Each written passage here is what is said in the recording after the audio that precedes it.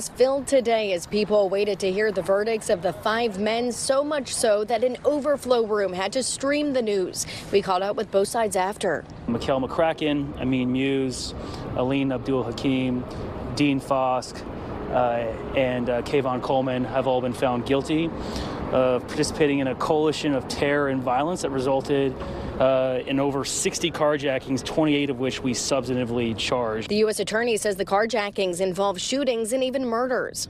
People didn't just lose their vehicles, they lost their physical and mental well-being, and in some cases their lives. These men killed George Brasilla. They then killed Aiah Gbessay. Brasilla was a Philadelphia area grandfather and military veteran who was shot just outside his mother's place. The then 60-year-old was taken to the hospital but later died from his injury. Once a carjacking was complete, next steps would include shipping the cars off to places like Africa for profit, according to court documents. I've never seen as many victims in a courtroom as I did today. Witness testimony, defendant cell phone messages and pictures, GPS data, ballistic evidence, and others helped with the case, according to court documents. A defendant lawyer called this a tough case.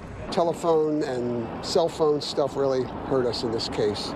But, it's, of course, we feel for the victims, but, sad for the defendants, too. They're all young guys. This is just another fine example of what happens in this city when you commit violent crime. Ultimately, you will be held accountable. The defendants are facing effective life sentences based on the mandatory minimums for the carjackings and for the murder of George Brasilla and the murder of Aiah Gbessay.